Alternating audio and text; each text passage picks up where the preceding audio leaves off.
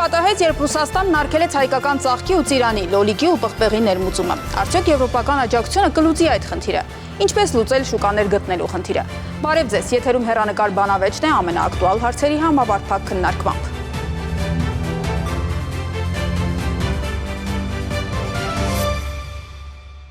Դեռ խորհրդարանական ընտրությունների նախօրեին Ռուսաստանը սկսեց սահմանափակումներ կիրառել Հայաստանից ներմուծվող մի շարք ապրանքների, մրգերի, բանջարեղենի, ծաղիկների, ձկնամթերքի, նաև որոշ ալկոհոլային խմիչքների նկատմամբ։ Որոշ ժամանակ անց Եվրոպական միությունը հայտարարեց աջակցության ծրագրերի մասին։ Արդյոք այդ սահմանափակումները տնտեսական հարված են Հայաստանի համար, թե հնարավորություն արագացնելու նոր շուկաների որոնումը եւ արտահանման դիվերսիֆիկացումը։ Այս եւ այլ հարցեր քննարկենք Հայաստանի Հանրապետության Պետական կառավարման ակադեմիայի կառավարման ամբիոնի վարիչ տնտեսագետ Վիլեն Խաչատրյանի եւ տվյալ կետկոմ կազմակերպության հիմնադիր տնտեսագետ Աղասիթ Հավադյանի հետ։ Շնորհակալություն պարոնայք մեր հրավերը ընդունելու համար։ Մինչ քննարկումը սկսել է, ես առաջարկում եմ դիտել իմ գործընկերոջ պատրաստած տեսանյութը։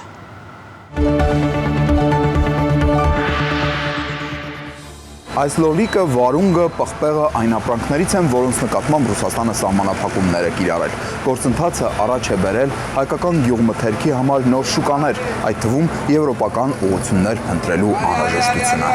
Ամեն ինչ սկսվեց այս տարվա ապրիլի 28-ին, երբ Ռուսաստանն արգելեց հայկական ջերմուկ հանքային ջրի վաճառքը, պատճառաբանելով, թե խախտվել են պարտադիր պահանջները։ Դա այն ժամանակ էր, երբ Հայաստանը պատրաստվում էր խորհրդարանական ընտրություններին։ Ջերմուկի արտահանման մասով Ռուսաստանում խնդիրներ առաջացան, սա կապված է ընտրական գործընթացի հետ, թե իրոք հետազոտությունն է ցույց տվել, որ ինչ-որ խնդիրներ կան։ Ինչ վերաբերում է արտահանման հետ կապված խնդիրներին, ժամանակ առ ժամանակ այդ հարցերը ծագում են եւ լուծվում են եւ համոզված եմ, որ հերթական անգամ հարցեր միշտ էլ առաջանում են բոլոր ուղղություններով։ Ավելի ուշ ջերմուկի նոր խմբականակներ արգելվեցին, բայց դրանով պատմությունը չավարտվեց։ Հաջորդիվ Ռուսաստանը նույն պատճառաբանությամբ սահմանափակեց նաև Հայաստանից ծաղիկների ներմուծումը, իսկ տարբեր ժամանակահատվածներում խստացրեց մի շարք գյուղմթերքի տեսակների, տարբեր ապրանքների եւ ալկոհոլային արտադրանքի նկատմամբ վերահսկողությունը։ Հայաստանում նախընտրական քարոզարշավի ակտիվ փուլում սկսվեց հայկական արտադրանքի, գյուղմթերքի ու տարբեր ապրանքատեսականու համար այլ շուկաներ որոնելու գործընթացը։ Այդ ժամանակ էր, որ Հայաստանում Եվրամիության եւ Ֆրանսիայի դեսպանները հանդիպում ունեցան հայ արտադրողների ու արտահանողների հետ։ Մենք արդեն ունենք աջակցության որոշակի ձևաչափ, որը փորձում ենք ընդլայնել, փորձում ենք նոր միջոցներ ներդնել արտադրողների ու արտահանողների համար նոր հնարավորություններ ստեղծելու նպատակով։ Այսպիսով մենք կօգնենք դիվերսիֆիկացնել Հայաստանի տնտեսությունը, արտահանման շուկաները, ցուցաբերելով լրացուցիչ օգնություն, որը քննարկվում է Հայաստանի կառավարության հետ։ Հայաստանում Ֆրանսիայի դեսպան Օլիվիե դը Կոնտինին ասաց, որ իրենք եվրոպացիները օգնում են ինչպես Հայաստանի կառավարությանը, այնպես էլ հայ արտադրողներին հաղթահարել այն քաղաքական ճնշումները, որոնց բախվել են։ Եվրամիությունը չէ, որ ձեզ խնդրում է ընտրություն կատարել, մենք վստահելի գործընկերներ ենք, մենք չենք սպառնում եւ չենք ճնշում։ Մենք օգնում ենք եւ ուզում ենք հստակ լինել, որ հայկական համագործակցությունը ամենամեծ տնտեսական ցանցի Եվրոպական միության հետ շարունակվում է եւ ձեզ դարձնում է ապահով։ Նույն այդ օրը հայկական ծաղիկների խմբականակ արտահանվեց Լատվիա։ Հանդիպմանը խոսվեց նաև հայկական ծաղիկների Նիդերլանդների թագավորություն արտահանելու հնարավորությունների մասին։ Հանդիպումը գնահատում եմ բավարար նորմալ, շատ լավ էր, որովհետև ավելի ոնց որ քեզ ավելի պինդ է զգում եւ դա շատ ողջունելի է։ Երբ որ կողքիդ կանգնած է պետություն, դա արդեն մեծ բան է, որ դու կարողանաս դուրս գաս շուկաներ։ Դա քաղաքական ինչ-որ հարցեր, որ մենք դրա մեջ չենք խառնվում, մենք արտադրող ենք, բայց տուժվողը մենք ենք, էլ։ Բացի տուժվելը, ասենք, թեկուզ Ռուսաստանն էլ արտահանենք, մեզ ձեռք կտա երկրորդ, երրորդ երկրի հետ աշխատենք։ Մեր այս փոքր երկրին ունենք մեծ քանակությամբ ձկնամթերք,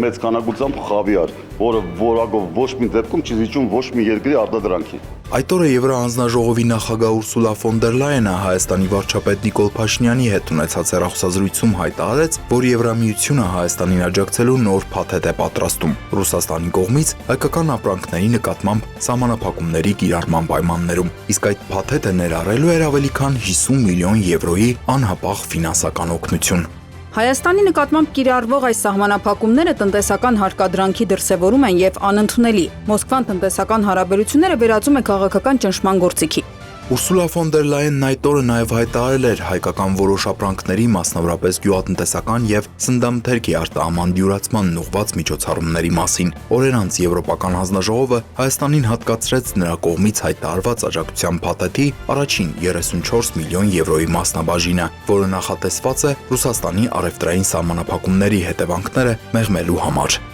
Անդրադառնալով Եվրամիության ֆինանսական աջակցությանը, Փաշինյանը նշեց, որ այն տնտեսության դիվերսիֆիկացման լավ հնարավորություն է։ Նրա խոսքով Հայաստանը նոր արտահանման շուկաներ է գտնում, որոնց թիվն արդեն տասնյակից ավելի է, եւ այդ ուղղություններով արդեն կան երկարաժամկետ պայմանագրեր։ Այս ամենի ֆոնին Եվրամիության ընդլայնման հարցերով Եվրոպական հանձնակատար Մարթա Կոսը նշեց, որ Եվրոպական միությունը հաստատակամորեն կանգնած է Հայաստանի որպես ինքնիշխան ժողովրդավարական եւ անկախ երկրի կողքին։ Մենք տրամադրում ենք ոչ միայն ֆինանսական աջակցություն, այլև օգնում ենք Հայաստանին ավելի հեշտացնել առևտուրը իր հարևանների եւ Եվրոպայի հետ։ Սա մեր ամենամոտ գործընկերներից մեկի նկատմամբ եվրոպական համերաշխության գործնական դրսևորումն է։ Հուլիսի 5-ին հանձնակատար Կոսը կայցելի մեր երկիր Հայաստանի հետ համագործակցության շրջանակում հետագա գործնական քայլերը քննարկելու եւ դրանց խթան հաղորդելու նպատակով։ Տիգրան Հակոբյան, Լևոն Խաչատրյան, Հեռանկար բանավեճ։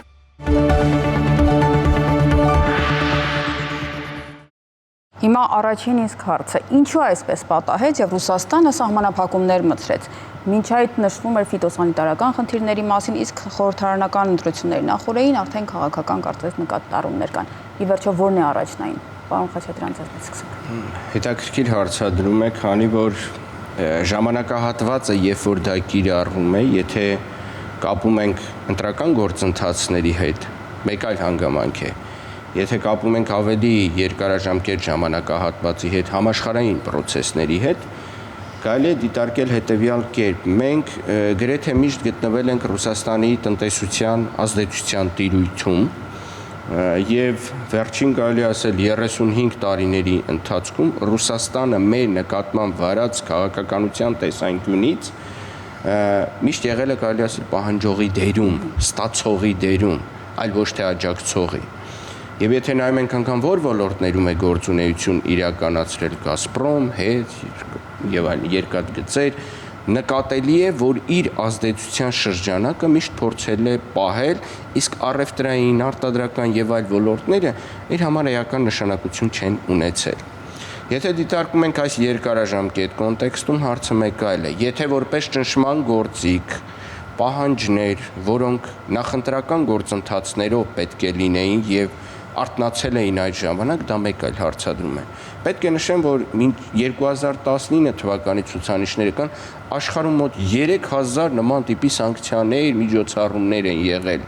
Հովանավորչություն է դա կոչվում կամ պրոտեկցիոնիզմ։ Եվ Ռուսաստանը երբեմն նման գործիքներից կարելի ասել օգտվում է, երբ որ հիշում են, որ անհրաժեշտ է ինչ-որ գործիքներ կամ լծակներ օգտագործել Հայաստանի դեմ։ Սա կարելի է դիտարկել որպես բացասական գործընկերային հարաբերություն եւ ուզում եմ հիշել Նոբելյան մրցանակակիր Հայեկի միտքը, որը ապտակների միջոցով էր դա ցույց տալիս։ Ասում է, եթե մի տնտեսություն ապտակում է մյուսին ու ասում է չեմ բերելու քո ապրանքները, մյուսն էլ գտնում է ինչ-որ միջոցառումներ նրա դեմ քայլեր անելու։ Դառնում է երկուսն էլ իրար ապտակում են։ Այսինքն նման իրավիճակում նա մի սանկցիա է կիրառում, դու մի սանկցիա, առաջանում է հակասություն։ Միակ խնդիրը նա է, որ մենք փոքր բաց տնտեսություն ենք, իսկ այս պարագայում Ռուսաստանը կարելի ասել մեծ գրեթե փակվող տնտեսության է վերածվում։ Եվ սա սառը պատերազմի ինչ-որ մոդել է, որը Եվրոպա-Ռուսաստան հակամարտությունը եւ կոնկրետ սացելիտ երկրների մոդելը, որոնք աջակից են Ռուսաստանին, նա կարողանում է այդ լծակը մեր նկատմամբ կիրառել։ Ինչու՞ չի կիրառում օրինակ Եվրոպայի նկատմամբ։ Հիմա տեսնենք պարոն Թավադյանը արդյոք ձեզ հետ համաձայն է։ Ես կուզենայի նշել, որ մեր կառավարության օրոք 18 թվականից այս կողմ հիմնականում աճը Հայաստանի Հանրապետության տնտեսության առևտրաշրջանառության եղել է դեպի ԵԱՏՄ Ռուսաստան։ Այս 7 տարիների ընթացքում դեպի ԵԱՏՄ Ռուսաստան մեր առևտրի արտահանումը գրեթե աճել է 5 անգամ։ Դեպի Եվրոմիություն լճացել է, կրճատվել է 1.5%-ով։ Եթե նայենք 18 թվականի ցուցանիշները, ապա մեր արտահանման 29%-ը գնում էր դեպի ԵԱՏՄ, 28%-ը գնում էր դեպի Եվրոմիություն, այսինքն գրեթե հավասարված։ Այս պահին 38-39%-ը գնում է ԵԱՏՄ, ընդամենը 8%-ն է գնում Եվրոմիություն։ Այսինքն այս պահին հիշել Նրա մասին, որ մենք պիտի դիվերսիֆիկացնենք եւ ուղարկենք դեպի Եվրոմիություն մեր արտադրանքը, ընդամենը ոնց որ կառավարությունն է նշում արտարոց իրավիճակի արագ լուծման գտնելու ճիչը, այս տեսանկյունից պետք է հասկանալ, որ այս պահին մեր տնտեսությունը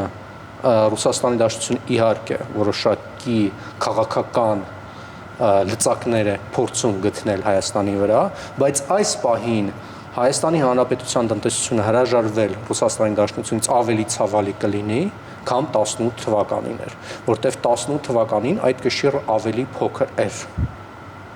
Իսկ եթե հարցին մոտենանք այն տեսանկյունից, որ օրինակ մենք նաև վերահարտահանման ֆունկցիա ենք վերցրել մեր վրա, Թուրքիայի նկատմամբ էլ գրեթե նույն իրավիճակը կար, չէ՞։ Թուրքական լոլիկ եւ այլն ու ինչ դարավ։ Հայերը վերադասավորվեցին, այդ շուկայում կարողացան ինչ-որ, այսինքն ինքը իր գործընկերների նկատմամբ ժամանակ նման գործիք է կիրառում։ Այսինքն սա հնարավորություն է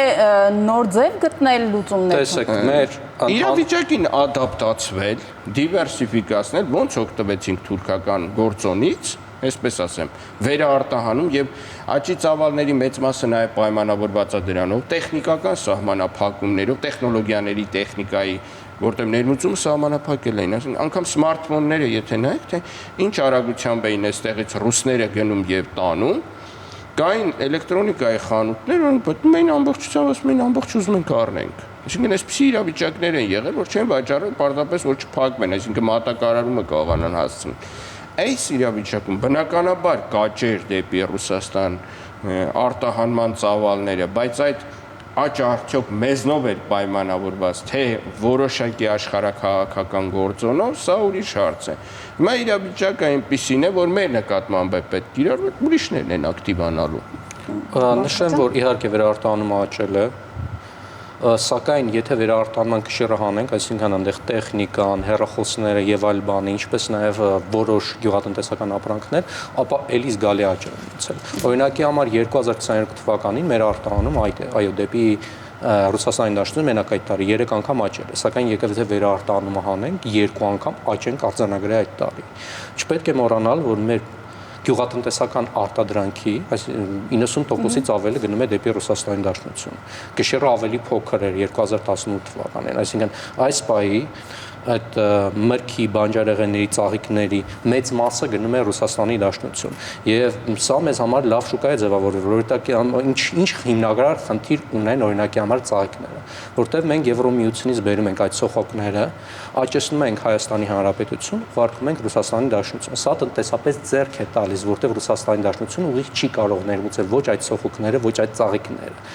Այս սահմանի փակման դեպքում այս սխեման արդեն տնտեսապես ձեռք չի տալիս, որտեղ նույն պարագայում ինչի պիտի այդ երկար ճանապարհ անցնենք, ծոխուկները ներմուծենք, ու իդեպ ծոխուկները վաղեմության ժամկետ այնքան էլ չունեն, որովհետև ուշ հասնեն, շուտ հասնեն 1-2 ամիս, չեն փոխում, մենք կարող ենք աճեցնել, բայց հենց աճեցրեցինք, քաղեցինք, 1 շաբաթվա ընթացքում պետք է շուկա հասնել։ Դա մեծ խնդիր է մեր տնտեսարողների վրա։ Իմ ասածը սա է հետ հիմնական թեզիսը, որ իհարկե պիտի դիվերսիֆիկացնենք ու պիտի այդ ուղղությամբ աշխատենք, սակայն այս 7 տարիների ընթացքում այդ քաղաքականությունը չի վարվել եւ այս պահին կանգնել ենք դժվարության առաջ, որ այն արագ փչացող ապրանքները, լինի դա ձուկը, միրգը, բանջարեղենը, թե ծաղիկները, արդեն իսկ փչանում են եւ արագ լուծման ճանապարհներ են պետք, որոնք իրականում դժվար է հայթայթել, որտեղ բացի մաքսային խնդիրներից, մաքսատուրքից կան այլ խնդիրներ։ Հիմա փաստացի այդ ազդեցությունը ինչպես է զգացվում ծաղիկների, ձկնամթերքի մոտավորապես ինչ ծավալ է եւ ինչ գումարային գումարային, եթե նայում ենք ընդհանուր հնայի 2%-ի շրջանակի մասին է խոսքը գնալու, եւ սա 500-ից 600 միլիոն դոլարի շրջանակում է այդ ամեն ինչ տեղավորվում։ Եթե նայենք մոտ 50 միլիոնի հասնող Եվրոպական միության աջակցությունը, սա որոշակի առումով գործոն է, բայց այնուամենայնիվ եկեք սցենարային նայենք։ Նույն Փորձել եմ, այսինքն սցենարներ ես ինքս առանձնացնել հասկանալու համար, նաև ինչ հնարավոր։ Օրինակ արտահանման 10%-անոց անկում 25%-անոց, թե 45%-անոց, այսինքն Ռուսաստանի հետ, որպեսզի հասկանանք այդ սցենարների պարագայում ինչա լինում։ Նույն տրամաբանությամբ ոչ միայն արտահանումն է անկում ապրելու, այլ դա հայտնի է որպես կոպիտ ասած դատարկ վերադարձի էֆեկտ, այսինքն այս մեքենան, որ արտահանեց, Ռուսաստանից էլ ինչ-որ ապրանք է բերում այստեղ։ Բնականաբար դա դառնում է, օրինակ, առաջին հերթին լոգիստիկայի վնասը կազմելու է 10-ից 30%։ Հետևաբար, երբ որ մեր նկատմամբ կիրառվում է արտահանման սանկցիա կամ պատժամիջոց, ինքն էլ է վնաս ունենում։ Եվ եթե նայում ենք հունվար-ապրիլի ցուցանիշները, մենք նկատում ենք, որ նշվեց իհարկե Ռուսաստանը 37-8%-ի տեսակարար կշիռ ունի ընդհանուր առմամբ ԵԱՏՄ-ն իհարկե 1%-2% է հազիվ հասնում տարբեր պերիոդներում, իջել է մինչև 28%, այսինքն մոտավորապես հունվար-ապրիլի դրությամբ մենք ամբողջ 2026-ին 7%-անոց տեսակարար ապրանք չենք արտահանել, որը մնացել է, այսինքն տեսակարար կշիռը իջավ, այս մեկ։ Երկրորդը նույն process-ը տեղի ունեցել նաև ներմուծման հետ կապված։ Ներմուծումն էլ իջավ մինչև 24%։ Հետևաբար այն էֆեկտը, որը կոչվում է դատարկ վերադարձի էֆեկտ, մենք դա զգացել ենք։ ՀՆԱ-ի վրա ինչպիսի ազդեցություն կունենա։ Համախառն ներքին արդյունքը, եթե լավատեսական մի 10%-ի շրջանակում լինի 0.4% անկում, եթե մինչև 25 հասնի 1.7%, արդեն սա լուրջ ցուցանիշ է, մոտավորապես մոտենում է արդեն 4 միլիարդ դոլարանոց, այսինքն անկման, չէ, կներեք, սխալ եմ ասում, 400 միլիոն դոլարանոց անկման, այսինքն ՀՆԱ-ի մոտավորապես 1.7%, այդքան կարելի է գնահատել, էլի։ Եվ եթե վատ ճգնաժամային սցենար լինի, արդեն նոր 3.5%-անոց անկում կլինի։ Լոգիստիկ ծախսերը աճելու են, եթե այդ սցենարների պարագայում էլի 3 լավատեսական, միջին եւ վատատեսական, մոտ 20-ից 40%, գյուղատնտեսության ոլորտի կորուստ կարա հասնի մինչև 30%-ի։ Եթե չկարողանանք դիվերսիֆիկացնել եւ ոլորտի զբաղվածությունը պետք է հաշվի առնենք, այսինքն ինչքան մարդ է ներգրավված այս ամեն ինչի մեջ, եթե հետաքրքիր է նաեւ այդ ամբողջ շահառուների խմբերով սկսած կարելի է նաև վերլուծել։ Մենք դեռ դա կքննարկենք, ես հիմա առաջարկում ենք լսել մարդկանց, ովքեր որ ապրանք էին արտահանում, բայց հիմա ստիպված են այստեղ այդ ապրանքը իրացնել։ Իմ գործընկերը եղել է այսպես կոչված մեյմանդարի շուկայում եւ այնտեղ նկարահանումներ է իրականացել, լսենք նրան։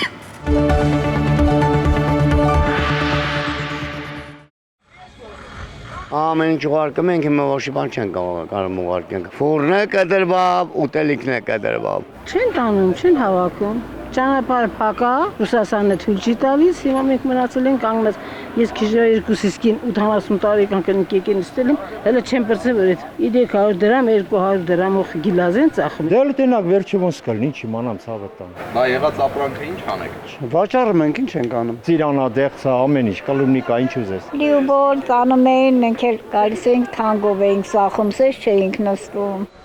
Պամիդորը խոսքի սվակն 250, 300 դրամ, բայց իմի 150, 130 դրամ։ Դուշ է տան։ Լճացում է, ամեն ինչ է։ Դե հիմա լոլիկը սախ շուկան լոլիկը ախպեր 100 դրամ է, գյուղացին ինչքան լոլիկ ծախի, որը ջերմոցի ծախսերը հանի։ Այ մաման մեծ ախպեր, ես առնում եմ, էժան տնի, թան տնի առնում եմ։ Դա մեր մոտ մնաս լավ է։ Էժանանալ ո՞րն է, էժանը էլի։ Դրանից էլ էժանան, արդեն ձերի ենք տալի էլի։ Այսօր մի տոպրակ բիբար ձերի եմ տվել։ Մի օր մի ավել կծախեն, մի օր պակաս կդզվի, ոչինչ, կապրենք, 90-ական թվականին ոնց են կապրել։ Ծիրան է ուղարկում Ռուսաստան, անցած տարի, այս տարի չի գնում, չեն տարել։ Պատկերացրեք, 30 տոննա ծիրանն է, ինչ է անելու ախպեր։ Պիտի թողեի այդտուն թափել ծառի տակ, էլի։ Պիտի դուս էթա ծիրանը, ցանկացած ապրանք, ծիրանա, գիլասա, Այս պամիդորա, մարդիկ փող են դնում ախպեր։ Ապա նեղվել ոչ մի բան չկա, մեռնը մարվիտ, վերջը лав կլինի։ Без выходной положения армия нашел выход, մենք այդ ազգնենք։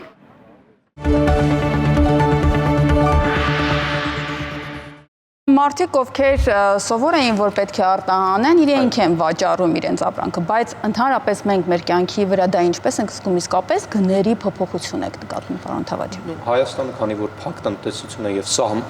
բաց տնտեսություն է, սակայն փակ սահմաններ ունի եւ երկու սահմանները, որոնք բաց են, անցնում են լեռնանցքներով, միշտ տարանցման խնդիր եւ առաջացնում է գնաճային մեծ տատանումներ տարվա ընթացքում, այսինքն ձմռանը, քանի որ երկու հարավային հյուսիսային սահմանների խնդիր ունեն, գները թանկանում են գնաճի տեսանկյունից։ Ամառը գնանկում է, այս պահին, քանի որ մենք չենք կարող արտահանել, էլի բավականին մեծ գնանկում ունենք, ապրանքների տեսնում ենք իջացել, բայց սա այդ տերմիններով մենք չպիտի մտածենք, մենք պիտի մտածենք այս պահին գյուղացին ինչ է Իրանից ներկայացնում եւ ինչ խնդիրներ ունի, դրանք ոնց պետք է տեղում լուծել, դա առաջին խնդիրը եւ երկրորդը պիտի հասկանանք, որ մեր տնտեսական աճը, մենք խոսացինք տնտեսական աճը, ինչպես է ձևավորվում, որ եթե սա շարունակվի, այս ազդեցությունը կարող է կարճաժամկետ չլինել, այլ երկարաժամկետ լինել, որովհետեւ ինքներս մեր հանդեպ պիտի անկեղծ լինենք, ինչքան էլ մեր հյուսիսային Արևանը շահարկում է ԵԱՏՄ կապերը եւ քաղաքականացնում է այս ամեն ինչը, մենք պիտի անկեղծ լինենք եւ խոստովանենք, որ այն աճը, որ վերջին տարիներին ունեցել ենք, հիմնականում պայմանավորված է եղել ռուսական գործոնով։ Օրինակի համար 2022 թվականին հենց որ մենք վերջին շրջանում ռեկորդային տնտեսական աճ ենք ունեցել 12.6%, դրա կեսը պայմանավորված է եղել ՏՏ ոլորտով եւ բանկային ոլորտով, որոնք անմիջականորեն աճել են Ռուսաստանից եկած աշխատուժով ՏՏ ոլորտի եւ բանկային ոլորտ դեպի մեծ քանակությամբ արտահոսքով կապիտալի, նույնն էլ արտահանման աճը։ Այս պահին մենք ունենք տեղում փչացող մեծ քանակությամբ արտադրանք, որը այս պահին չի համապատասխանում եվրոպական ստանդարտներին եւ մինչեւ նույնիսկ եթե խնդիրներ չունեն ստանդարտների հետ, տրանսպորտային ծախսերի հետ եւ այլ խնդիրների հետ, ասենք մաքսատուրք չլինեն, 1-2 շաբաթ պետք է մինչեւ հասնեն եվրոպական շուկա եւ արդեն եվրոպական շուկայում փչանալու է մինչեւ հասնի, այսինքն այս խնդիրը մենք պիտի հաշվի առնենք։ Բայց մենք նկատում ենք, որ ոչ միայն այդ ապրանքներն էին ներմուծվում եւ որոշ ապրանքներ այդուհանդերձ շարունակում են ներմուծվել, օրինակ պահածոները։ Տեսեք, ինչով է դրանք պայմանավորված տեսանյութի մեջ կար որոշակի պեսիմիզմ, այնուամենայնիվ նշեմ, օրինակ 30 տոննա ծիրանը ոչ մեկը չի թափում իր ծառերի տակ, ասենք ճիր պատրաստելու մեխանիզմը կա ու կա գոյություն ունի, այն էլ Հայաստանի արևոտ օրերի գրեթե այսպես ասեմ անսահմանափակ լինելու պարագայում, որ կարող են օգտագործել։ Գյուղացին այդ ռեսուրսը պետք է կարողանա ճիշտ կիրառել։ Ուրիշ բան է, որ դա փորձում են այն ժամանակ, այսպես ասած, շատ ավելի բարձր գնով ունեցել են շատ ավելի մեծ շահույթ ստանալու մարժա։ Հիմա մարժան իջնում է, երկու խմբի դասակարգ են՝ գյուղացի եւ միջնորդներ։ Միջնորդների միջոցով ինչը որ հասնում է վերջնական սպառողին, մի 0 ավել է դառնում գրեթե։ Այսինքն նույն այդ 100 դրամով նշողը նույն այդ պամիդորի տեսականին վաճառում են շատ դեպքերում, ասենք եթե չերի պամիդորի տեսակը 1000 դրամից հաստատ ավել է, 1500։ Հետևաբար ինչ է դառնում, նույն բույսն է աճում, այսինքն տեսակից ելնելով ինքը ունի ավելի բարձր գնային սեգմենտ։ Վերածվում է հետևյալը, որ այդ միջնորդների սխեման պետքա ջարդվի։ Գյուղացին էլի ստանալու է գրեթե n թիվը, ջարդվելու է միջնորդների սխեման։ Սա մեկ մոտեցում։ Երկրորդը սառնարանային տնտեսության համակարգը, որը ի վիճակի է պահեստավորել որոշակի քանակ։ Չնայած մեր մոտ 100-ից 120 սառնարանային տնտեսություն կա այդպիսի, մեծ ու փոքր որոշակի առումով, որ կարա կոմպենսացնի դա։ Մյուս հանգամանքը, որ շատ կարևոր է, եթե դու ուզում ես այդ ամբողջ ռեսուրսը կենտրոնացնել, նույն պամիդորի պարագայում մենք շատ դեպքերում տոմատի մածուկը ներմուծել ենք Պարսկաստանից,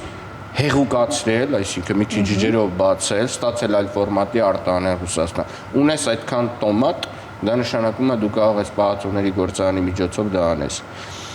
Ամբողջ մեր, այսպես ասած, այդ կամպոտային տնտեսություն կոչեցյալը չի գործել գրեթե։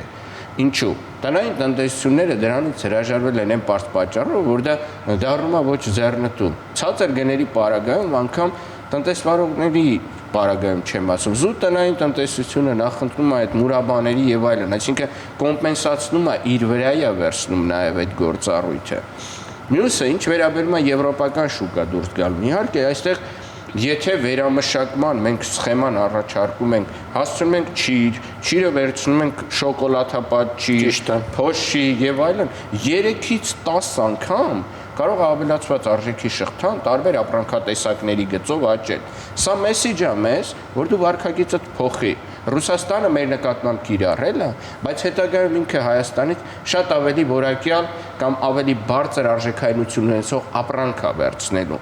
Այս մտածելակերպի պարագայում ես սրան ասում եմ էֆեկտ լյագուշկի կամ գորտի էֆեկտ։ Երբ որ գորտին գցում ես սառը ջրի մեջ ու սկսում էփել, ինքը էփում է։ Երբ որ գցում ես երման ջրի մեջ, ոտի տակը վառում է, միանգամից այսպես անում ու ցածկ դուրս է գալիս, փրկվում է։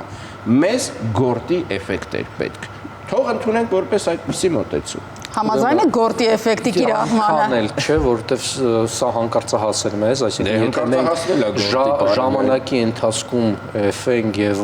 վեկտորը դեպի տանենք Եվրոմիության շուկա եւ այդ վեկտորը շարժացնենք, հիմա այս մեծ խնդիրը չենք ունենա։ Համաձայն եմ այն տեսանկյունից, որ մեր ապրանքը, այսինքն գյուղատնտեսական ծիրանները, լոլիկները, ծաղիկները շատ դժվար է եւ խնդրահարույց Եվրոմիության շուկան արտահանել։ Եվ խնդիրը նրա մասին չէ, որ մաքսատուրքեր կան, նույնիսկ եթե մաքսատուրքերը չլինեն, որակը չի համապատասխանում, ստանդարտիզացիայի խնդիր կան, մինչեւ հասնենք փչանալու է, տրանսպորտային ծախսերն է մեջ, բյուրոկրատիան է մեջ եւ այլ բաներ։ Սակայն մենք համաձայն եմ պիտի մտածենք բարձր արժեք ունեցող ցածր կրժիր ապրանքների արտահանման մասին։ Ճիր, շոկոլադապատ, ընդեղեն, ծնեբեկ, այսպիսի ապրանքները ինչու չեն արտահանվում, եւ այստեղ մեր կառավարությունը հստակ խնդիր ունի։ Այս պահին խնդրի առաջ են կանգնացել, ինչու մինչև այժմ ենթադրենք համալիրը կամ այլ տարածքը մեծ չի վարձակալել 2 շաբաթով հրավիրել Եվրոմիության ոչ թե քաղաքական գործիչներին, այլ տնտեսվարողներին ցույց տվել մեր արտադրանքը, որը ունի բարձր արժեք եւ ցածր կրշիր եւ այսպես ասած դեպի արտահանումը զարգացնել դեպի Եվրոմիություն, որը թույլ կտարես վերջին տարիներին ոչ թե կախվածությունը մեծացնել եւ Ռուսաստանի Դաշնության նորից 5 անգամ գրեթե աճել է արտահանումը։ Դե հիմա արվում են այդ քայլերը։ Դու արդեն իսկ ցայտնոյտնի sense հանկարծահաս իրավիճակի մեջ են կանգնել եւ դա վերհիշել ենք։ Դուք հարց ունեիք, խնդրեմ պարոն, պայմանականորեն եւ նման ռիսկեր հաշվի չեմ առնում։ Դա ինչպիսի խելացի մոտեցում է։ Ես ինչու չեմ մինչև այդ մտածում, այսինքն հեշտ եկամուտի ձգտող եմ ես եղել միշտ եւ միշտ գործել եմ այդպես, ուրեմն տնտեսական ռիսկը պարտավոր ես կրել, եթե այդ պարագայում, եթե դու դիվերսիֆիկացիայի մասին մինչև այդ չես մտածել։ Երկրորդ հարցադրումը որակը։ Երբ որ ասում են Եվրոպացուն տանում են որակյալ միրգ տան,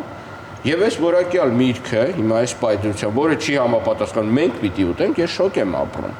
Դրա համար է հայերի կյանքի միջին տևողությունը 75 տարի, Եվրոպացունը 83 տարի միջինը։ Այսինքն մենք անորակ սնունդը պատրաստենք, գեներացնենք կամ ուտենք, դառնում է այդպեսին կամ անորակ է եղել եւ կարողացել ենք արտահանել Ռուսաստան եւ հիմա իրանք մտածում են, որ չէ, անորակը պետք չի, ենթադրենք ճիշտ խաղի կանոններով են շարժվում, այլ ոչ թե այն մոտեցման, որ այս բան չենք ուզում, չենք ձեր ապրանքը չենք գնում եւ մի պատճառ կգտնենք, որ դուք ձեր ջերմուկը չբերեք մեր մոտ կամ չգիտեմ, ծաղկի մեջ կասենք ինչ որ մի հատ նյութ անհամապատասխանում է։ Այս տեսանկյունից ես համարում եմ սա, որ մեր արտադրողները, նաեւ գյուղացի,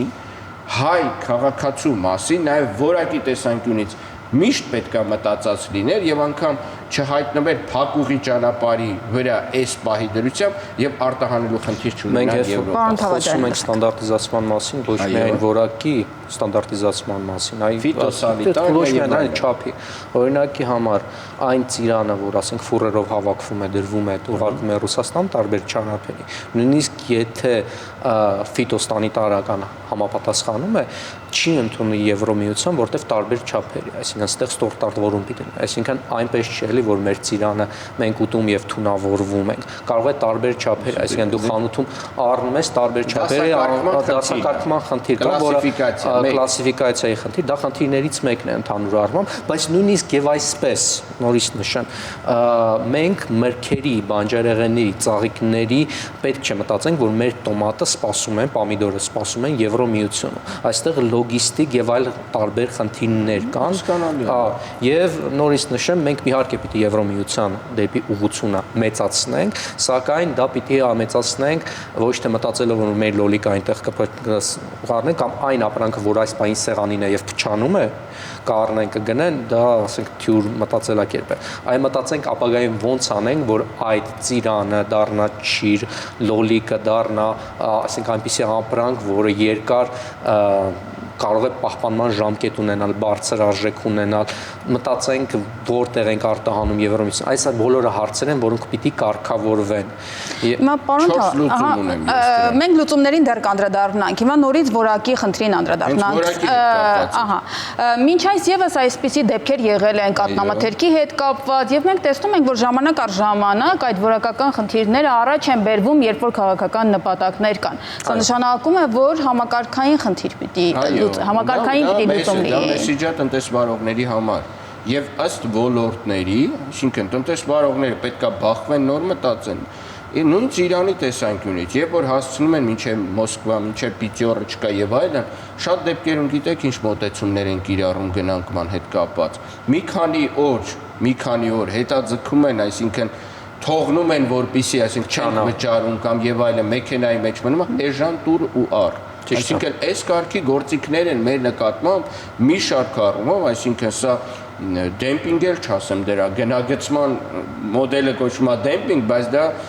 կոպիտ ասած կրիմինալ դեմպինգի մոդելի է նմանվում, որի պարագայում այդ նույն ոչ ժամանակակից բիզնեսին հարիր ոճով եւ այդ ոճի մեջ են նաեւ գնանկումներով մեզնից ապրանք վերցրել այնտեղ։ Շատերը նաեւ ստիպված են եղել թափել եւ այլն, այսպիսի հարցեր։ Նույն Լարսի անցակետերի երկար անցման process-ները, եթե նայում եք թուրքական հոսքերը, որը գալիս է Վրաստանով եւ գնում է, շատ ավելի հեշտ են անցել, քան հայկականները։ Հերթերի process-ները, որոնք չի կարգավորվել, այսինքն հերթի միջոցով, ֆիտոսանիտարիայի միջոցով, անգամ ապրանքը մինչև վրացիներն են մեր համանդրխնդիրներ սուպերմարկետ հասցնելու։ Այսինքն սա մի ամբողջ լոգիստիկ պրոբլեմների շարքը, որ մեր նկատմամբ տարբեր ժամանակահատվածներ կիրառելու է։ Եվ դրա համար պետք է օրինակ պրեմիում դասի հայկական օրգանական միրգ, այսպիսի մի հատ միրգ չէ, բայց միրգ կամ միրգ, երկրորդը սարերում հաճեցված մրգի մոդելը, որտեղ բարձր լեռնային է համարվում այլ ինքը պրեմիում տեսակ, այսինքն երրորդը հայկական սուպերմարկետ, այսինքն նույն Իրանը դրա դասակարգման մեջ է, չնայած ասեմ ձեզ, այս մոդելի շրջանակներում նույն տաջիկներն ու ուզբեկներն են սկսել արդեն այդ շուկայի համար պայքարել, Իրանի մեծ այգիներ ունեն եւ սկսել են մրցակցել։ Դա է պատճառներից մեկը նաեւ, որ ռուսները կարողանում են ազատ կերպով ասել դե մի բերեք, այսինքն իրանք փոխարինման քաղաքականություն ունեն եւ հայկական սառեցված չոր մրգերի գաղափարը, այսինքն dry freeze fruit կոչեցյալը, որը եւս մի մոդել է, այսինքն այս 4 մոդելների շրջանակում մենք պետք է վարենք ակտիվ մարքեթինգային քաղաքականություն, դիրքավորվենք եվրոպական շուկայում, նաև մենք ունենք ծավալների խնդիր։ Ծավալի խնդիրը մենք չենք կարողանալու լուծենք։ Մեր համար ավելի լավ է որակի հաշվին լուծել այդ խնդիրը, քան ծավալի եւ համախմբված կոոպերացիոն մոդել, որը հենց այդ դասակարգման, այսինքն գալիս է կուտակվում է, դասակարգվում է, նույն չափի անցման սարքեր են դրանք, էլի որ այսքանը ընկավ ներքև, այսքանը գնաց մյուսը, այսինքն մեծ մեծության, ասենք, դասակարգում են, գործիքներ կան հատուկ դրա։ Նույն այդ մոդելով պետք է կարողանանք Ծնեբեկի մոդելն էլ ասեմ ու Սինգապուր հասած Ծնեբեկերի հասած նշում էր այդ ձեռնարկատերը թե ոնց են անգամ 18-17 մմ չափի արկղի մեջ տեղավորվելու, այսինքն իդեալական մոդել դառնում է ստանդարտները շատ խիստ են, բայց այնուամենայնիվ սա ցույց է տալիս, որ մենք անգամ ասիական շուկայում կարող ենք դեր ունենալ։ Մենք շուկաներին նորից կանդրադառնանք, այս ձևերը, որոնք առաջարկեց պարոն Խաչատրյանը, արդյոք լուծում են ամբողջ խնդիրը։ Ի վերջո միայն այս ապրանքներին չի վերաբերվում։ Իհարկե լուծում են, որտեղ իմ թեզիսը հիմնականում դա եղել, որ մենք պետք է մտածենք, քանի որ սահմանների հետ խնդիր ունենք, եւ բոլոր սահմանների հետ իրականում մենք պիտի մտածենք ցածր արժեք, բարձր գին ունեցող ապրանքների մասին, որոնք ունենան Made in Armenian բրենդը, սակայն մենք խոսում ենք գյուղատնտեսության խնդիրների մասին եւ ես պետք է նշեմ, որ գյուղատնտեսությունը վերջին տարիների ընթացքում իրականում դրական, մինչև այս ամեն ինչը սկսվել է, իրականում դրական վիճակում չէր, որովհետև եթե մենք նայում ենք մեր տնտեսական աճ 2018 թվականից, որը կումուլյատիվ 50% է, հիմնական աճի դրայվերները եղել են ՏՏ եւ բանկային ոլորտը, որոնք այս տարիների աճի ընթացքում աճել են 3 անգամ, գյուղատնտեսությունը նվազել է մոտավորապես 13%-ով։ Մեր եթե նայում ենք Արցախի գործոն էլ կա, 13%-ով նվազել է գյուղատնտեսությունը, եթե գյուղատնտեսությունը առաջ մեր ընդհանուր հնայի մոտավորապես 16%-ներ, այս պահին 8%-ն է, կրճատվել է բավականին։ Եթե նայում ենք ընդհանուր այլ ցուցանիշներով ասեմ աշխատավարձի ընդհանուր աշխատավարձի ֆոնդի մասին, այս պահին աշխատավարձի ֆոնդի 80%-ը ձևավորվում է Երևանում գնացված։ Առևտրաշրջանառությունն էլ է բավականին մեծացել Երևանում։ Սա նշանակում է, որ հիմնական աճը Երևանում է։ Եվ այս տեսանկյունից գյուղացին հստակ խնդիրներ ունի, որոնք արդեն իսկ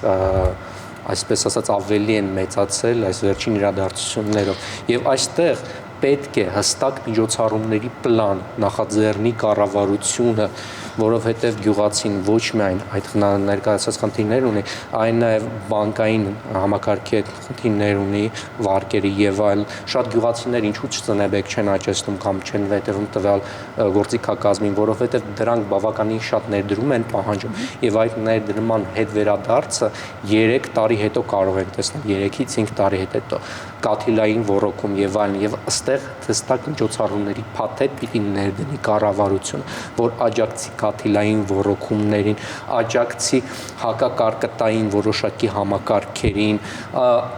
աջակցի այլ խնդիրներին, որովհետև օրինակի համար մեր հարևան Թուրքիան բավականին մեծ աջակցություն ունի գյուղատնտեսությանը եւ մենք թուրքական գյուղատնտեսության հետ նաեւ այդ առումով մրցունակ չենք։ Ես հիմա առաջարկում եմ, որ գյուղացիները իրենց պատկերացրած լուծումները ներկայացնեն, այնուհետև խոսենք ձեր առաջարկած լուծումների մասին։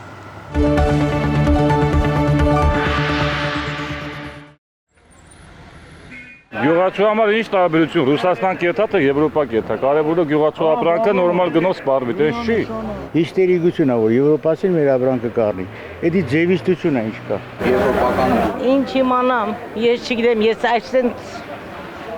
ուշտեմ։ Այո, դեպի Եվրոպա այսօր չլինի, թող մի տարի հետո, 2 տարի հետո, բայց հույսեր ունենք, ապրումներ ունենք, որ մեր ապրանքը արտահանենք Եվրոպա։ Այ Եվրոպայի անունի տու ախպեր Եվրոպայից ասախզիբիլը գալը մստեղ Կլուբնիկն էլ ծիրանել է Եվրոպայի ժանա։ Անենց անենք, որ Ռուսաստանի լծիտակ չապրենք էլի, ինձ լինի, որ դուս կանք այդ ամեն ինչ տակեսի ոչինչ, ստես յոլա թող ժողովուրդը գրանես տարի, Այժմ տարվանից կերևա էլի ինչ կլինի։ Ախպեր ապրանքը դա ռուսը բարձել են, բայց ապրանքը դա ռուսն է։ Կայնաստանում են ինչ ես ուզում էլ։ Եվրոպայից գրգելու, գրգի առավոտ լոբի։ Էս ինչ Եվրոպան չի ընդունելու, Եվրոպայի զիբիլն է գալուց դեր։ Գոնե Ռուսաստանը մուտում է։ Այս աղքյանքները զո չոքած չեն կետալ տեմները։ Ապրում ենք էլ։ Թույնից հաշմինեթա։ Տոբրակը 1000 դեմ խիար ծախեմ, այն ինձ լավ զգա, ես դե շություն անը։ Ծախես 1000 ժամ, վաղը ծախես 5000 ժամ։ Այդ այնց եք մտածել, մենակ փող, այսօր թող փողը լինի, վաղն ապագա չլինի։ Ոչ։ Այսօր թող փողը քիչ լինի, վաղ ապագա ունեցի։ Ես դժգոհ եմ։ Լավ չի։ Հա։ Ոչ մի Եվրոպա, այնա լավ է։ Ռուսաստանը որտե՞ղ դաս։ Այս աղքյան կարտը անենք Ռուսաստան, ինչ ունենք տարան մեր ծերից։ Բայց ցանկալի է Ռուսաստան մոտիկ է մեզ դե Եվրոպան թե ուրա ու ոնց հասնեն Եվրոպա։ Եվրոպան հասնի այս ապրանքի 1 կիլոն կլինի մենակ տեղափոխումը $3։ Բայց ապրանքի գինը ինչ կարժեն անդե, չի կարան դե շուկայի հետ մրցակցի։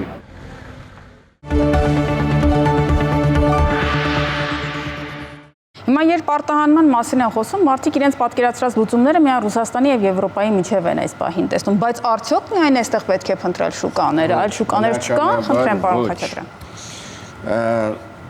Դիվերսիֆիկացման կամ տարբերակման ռազմավարությունների գաղափար պետք է ունենա պետության ընդհանուր տնտեսական հայեցակարգ, այսպես ասեմ։ Իրատեսական, ինչ կա։ Իրատեսական, մենք կարող ենք Ռուսաստանի մասնաբաժինը դարձնել մինչև 20%։ Առաջիկա 5-ից 10 տարվա ընթացքում սա իրատեսական սցենար կարող է լինել։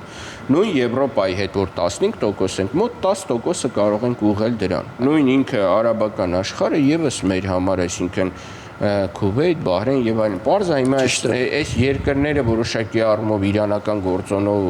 Օրմուզի եւ այլն նեղուցի հետ կապված որոշակի հարցեր ունեն, բայց այս Իրано-ամերիկյան հարաբերությունների կարգավորման պարագայում այս շուկան էլ է մեր համար որպես այդպեսին վերջին տարիներին եղել է զարգացողներից մեկը եւ անգամ ցուցանիշներ կա, որ շոկ ես ապրում, թե քանի անգամ է աճել դեպի այդ երկրներ։ Սա մի ստրատեգիան է։ Իսկ ինչ վերաբերում է երկրորդին, ես կնայեի հարցին ըստ տնտեսվարողների։ Այսինքն, դուք բարձրացրեցիք 3-4 գյուղացու տեսակետ եւ փորձում ենք տարածել, այսինքն մոտ 200,000 գյուղացիական տնտեսությունների վրա։ Չկա այդպիսի մոտեցում։ Այսինքն, այս վիճակագրությունը կամ այս մարդկանց տեսակետները չի կարող արտահայտել իրական պատկերը։ Արտահանող կազմակերպությունների ներկայացուցչականության առումով արտահանող կազմակերպությունների թիվը մոտ 1000։ Այսինքն 1000 արտահանող, այսինքն այս 1000-ն են այս ապրանքները տանողը։ Այսինքն գյուղացուն մոտեցողը, գին առաջարկողը եւ այդ ապրանքը հասցնողը 1000 կազմակերպություն է։ Սրա մասին է խոսքը մեր երկրում։ Ինչ վերաբերում է մեծ կամ խոշոր արտահանողներին, 100-ից 200-ի միջակայքը չի անցնում մեր երկրում դա։ Այսինքն դրա մոտ 20%-ն է դառնում։ Վերամշակող գործարաններ, այսինքն կազմակերպություններ, որոնք այս պահի դրությամբ պետք է իրենց կոպիտ ասած մատակարարման ծավալների ավելացման հաշվին թեկուզ պետության կողմից սուբսիդավորվելու փորձեն կոմպենսացնել որոշակի տոկոս այն ռուսական ապրանքը, որը պետք է Ռուսաստան գնացող ապրանքի ծավալը։ Այսինքն սա էլ մեկ այլ դաշտի մասին է խոսքը։ Սառնարանային տնտեսություն պահեստավորեն մինչև ժամանակ առ ժամանակ կարողանան այդ ամբողջ process-ը ռեալիզացնել։ Մյուսը փաթեթավորման ընկերությունները բնականաբար էլ կարիք չի լինում, սրանք վնաս կրողներն են։ Այսինքն չի գնում էլ փաթեթավորման լայն դաշտ, որ արտահանվի եւ այլն։ Այսինքն եթե ապրանքը մնաց Հայաստանում, մյուսը լոգիստիկ կազմակերպություններն են, որոնք փոքր ու մեծ կամ 200-ից 250 կազմակերպություններ կան, այսինքն սրանք եւս վնաս կրողների մեջ են, որովհետեւ իրենց ուղղվածություններն ա եղել մեծամասամբ Ռուսաստան։ Այսինքն այս ընկերություններն էլ են հիմա բարձրաձայնելու, որ խնդիր ունեն։ Սա համակարգային խնդրեմ է։ Հաջորդը մաքսային բրոկերները, ովքեր այս ամբողջ մաքսազերծման գործընթացը, մյուսը վարորդներն են։ Եվ լուծումը։ Եվ լուծման այս տրամաբանությունների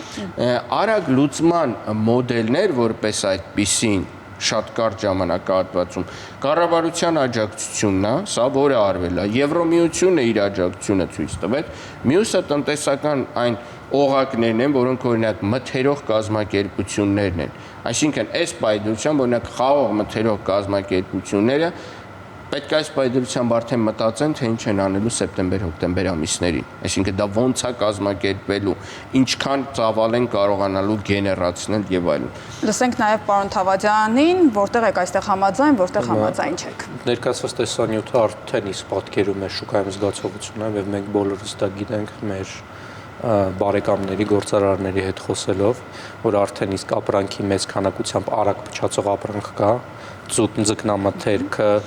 միրգը, բանջարեղենը, ծաղիկները, որը ի սկզբանե նախատեսված է եղել ռուսական շուկայի համար եւ արդար լինենք մեր հետ, այդ շուկայից բացի մեծ քանակություն այլ շուկա այս պահին չի կարող գնա։ Իհարկե մենք պետք է զարգանանք ապագայում, որպեսզի այսպիսի խնդիրներ չունենան, բայց այս պահին այդ խնդիրը առկա է։ Եվ այն հանգամանքը, որ 2018 թվականից սկսած մեր կառավարությունը հիմնականում աճը տնտեսապես գնացել է դեպի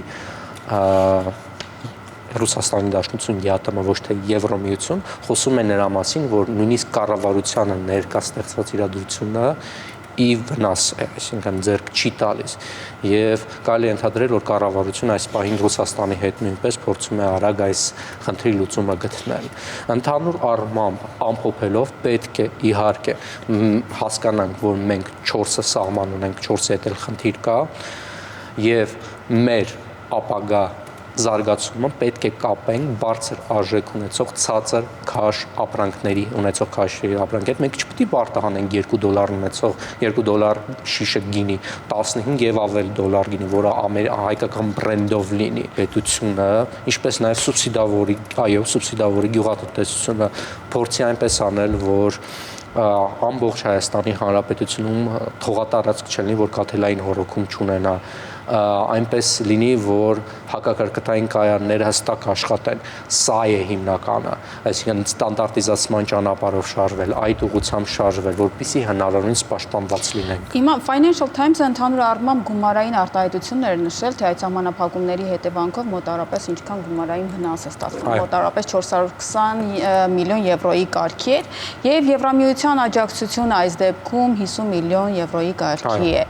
Այս 50 միլիոն եվրոյի կարգի աջակցության ծրագիրը ինչպիսի ապագայի հնարավորություն ունի, որպեսզի ինստիտուցիոնալ դառնա եւ համակարգային լուծում առաջ։ Առաջին հերթին հասկանալ այդ ծրագիրը ոնց է իրագործվելու, ուր է գնալու, որովհետեւ հարցեր կան այսպիսի ծրագրերի արդյունավետության մեջ նաեւ, օրինակի համար ՑՆԲ-ը, որ որոշակի միջավայրի հասնել են, Եվրամիությունը երկար տարիներ փորձել է դա ներդնել գյուղացիների մեջ, ունենք որոշակի արդյունքներ, բայց շատ համեստ արդյունքներ։ Այսինքն ստեղ էլ պիտի նպատակային այդ գումարները գնան եւ հստակ պիտի հասկանան ինչի համար են այդ գումարները գնում, ոչ թե մի քանի հատ այսպես ասած վերլուծություն կատարվեն մեծ փողեր արժեցող եւ վերջ-վերջո այդ վերլուծությունները գնան ինչ-որ մի ղեկավարի սեղանին եւ հաջորդ ղեկավարը գա այդ վերլուծությունները ջրվեն ուշադրություն չդարձնեն, որը շատ հաճախ եղել է մեր պատմության ընթացքում։ Պիտի հստակ քայլեր անել, պիտի ասպես ասած պլան մշակվի գործողությունների, սառցարանային տնտեսություններ հենցինվեն, որ ապագայում այսպիսի խնդիրներ չկան։ Պետք է ընդունենք, որ այս բանի խնդիրը կա եւ եթե մոտակա շրջանում չբացվի այս ապրանքի համար Ռուսաստանի դարպասները, այս ապրանքը փչանալու է, եթե չկարողանանք այն չորացնել։ Դա հստակ է։ Բայց ապագայի համար պիտի քայլեր մշակվեն, որ եթե այսպիսի խնդիրներ լինեն, ու հավանականություն դրա կա, մենք սրանից չտուժենք։ Այն մասին, որ դուք ասացիք, այս պահին Ռուսաստանից հրաժարվելը շատ ավելի ցավոտ է, քան 18 թվականին, դա նշանակում է, որ այս պահին ամեն դեպքում լուծումները պետք է գտնել Ռուսաստանի հետ եւ մեծ ծավալը տանել այնտեղ։ Տեսեք, հստակորեն, եթե նայում եք տնտեսական ցուցանիշները, թե արտահանման, թե ներդրումների, այս պահին արտահանման, առևտրաշրջանառության ներդրման հնայի ազդակները ավելի շատ գալիս են Ռուսաստանի հանդաշնից շատ ավել, քան 2018 թվականին։ Բոլոր տնտեսական այսպես աճի ազդակները, որոնք եղել են վերջին շրջանում, հիմնականում եղել են դրական աճի վեկտորներ, որոնք եկել են արտասահմանից։ Առաջինը ռուս-ուկրաինական պատերազմի սկզբից մեծ ազդակ եկավ տնտեսական աճ ունեցանք։ Երկրորդ ալիքը ոսկու վերաարտադրումը։ Հաջորդ ալիքը վերջի, որը շատ կարճ տևեց, դա իրանական պատերազմի ալիքներ, որը նույնպես հաղորդեց 7.2 տնտեսական աճ, տոկոս տնտեսական աճ 25 թվականից, սակայն միանգամից սպառվել է այդ ալիքը։ Եվ մեր տնտեսությունը հիմնականում աճ է գրանցել մեր հարևան երկրներում գրանցված աղետների հիման վրա, անկեղծ լինենք։ Եվ այս պահին այդ ալիքները սպառվել են, գրեթե սպառվել են։ Մենք խնդիր ունենք, օրինակի համար 2026 թվականի առաջին երամսյակում ընդամենը գրանցվել է 4% տնտեսական աճ, առաջին հայացքից լավ ցուցանիշ է։ Սակայն եթե համեմատենք անցած տարիների